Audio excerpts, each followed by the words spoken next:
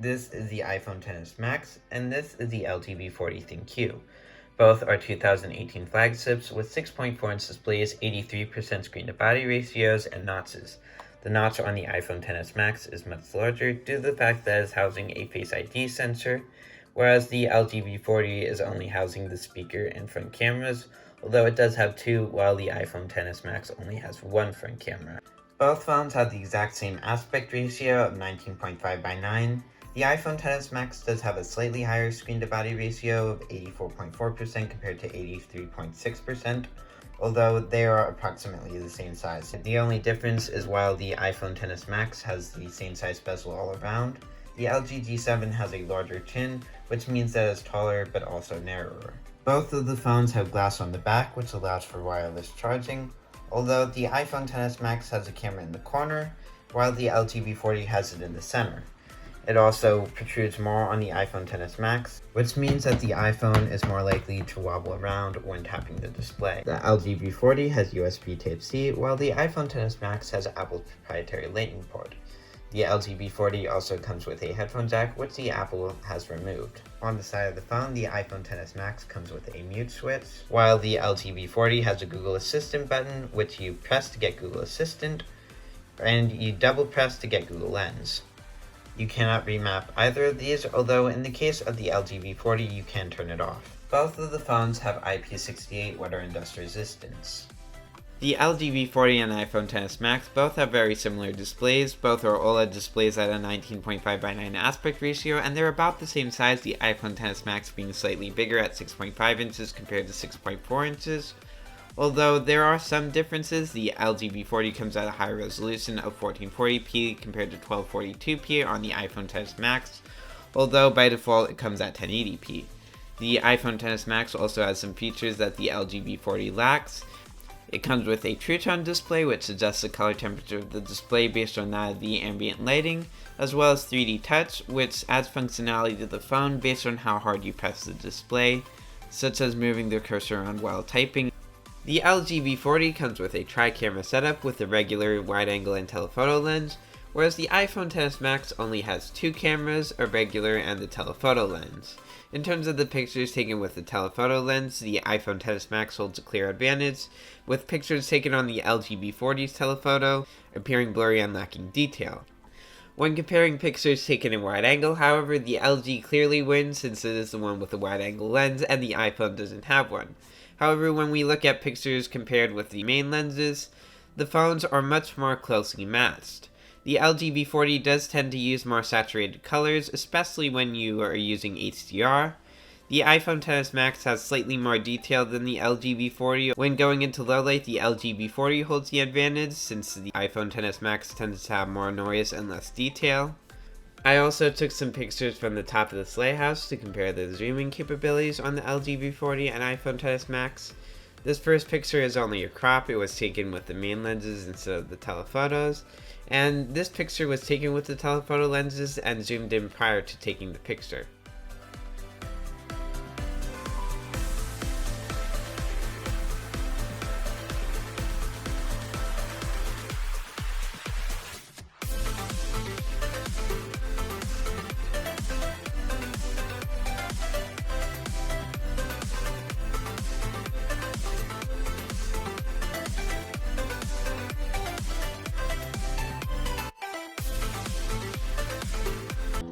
Here is video compared on the LG V40 and iPhone XS Max, first at 4K 30, and now at 4K 60, which does have some limitations. On the iPhone XS Max, you have to use high efficiency format, whereas on the LG V40, you cannot use super steady recording. Here is the stabilization of the phones compared at 4K 30, and now at 4K 60. And here's recording in the ultra-wide camera on the LG V40 compared to just the regular camera on the iPhone XS Max. You can definitely see a much wider field of view, although again with the wide-angle camera you cannot record in 4K 60, only 4K 30 on the LG V40. The LG V40 comes with the Qualcomm Snapdragon 845, which is an octa-core chipset with 4 high-power cores and 4 efficiency cores, whereas the iPhone XS Max comes with the Apple A12 Bionic, which is a hexa-core chipset with 2 high-power cores and 4 efficiency cores. The LG V40 tends to be faster in terms of web apps and web browsing, whereas the iPhone XS Max was faster in the productivity apps. Other than that, I got mixed results. Now I will compare the speakers on the iPhone XS Max to those on the LG V40. There are two speakers on the iPhone XS Max, with the earpiece doubling as a secondary speaker, whereas the LG V40 actually only has a single speaker, although that comes with the boombox speaker feature, where if the phone is placed on a flat surface, then it can amplify the sound through the surface. I will now compare the iPhone XS Max in my hand to the LG V40 both in my hand and on the desk to test out this boombox speaker feature.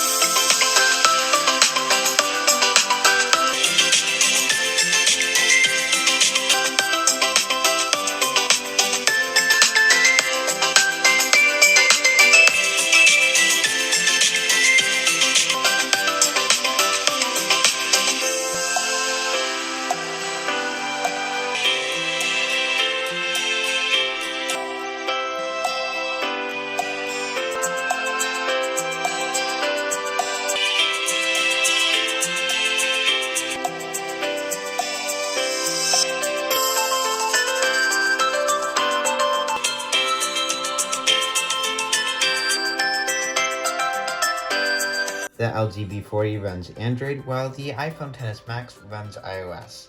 Pretty much every aspect of Android is more customizable than iOS, starting from the lock screen. While the lock screen on the iPhone XS Max only features 2 icons, which you cannot change, on the LG V40, you can not only change your icons, but add up to 5. You can also change the position of the clock, add an animation to show the current weather, or change the effect when you unlock the phone. You can also add an app drawer on the LG V40 so that only the apps that you use most frequently are on the home screen, which you cannot do on the iPhone.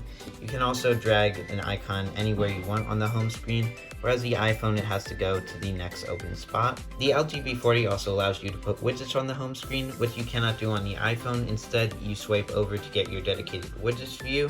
You can also modify the gestures on the LG V40. On the iPhone XS Max, you can only swipe up to go home, swipe up and hold to go into multitasking, and swipe across the bottom to switch between apps.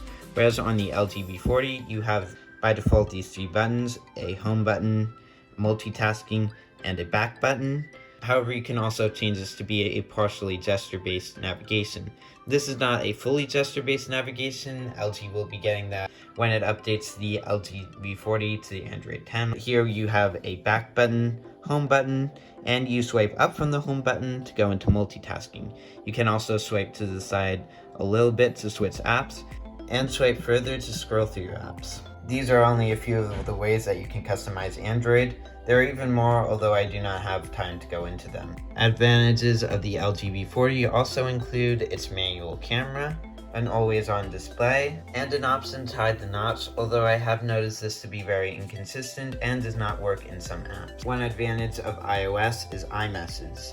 iMessage has many features that the LG V40 cannot match, such as integration with Apple Pay, the option to add stickers, the option to give previous text thumbs up, thumbs down, etc., the option to put your text in different bubbles as well as have full screen effects, and of course Animoji. LG actually has their own version of Animoji, although it is nowhere near as good as Apple's.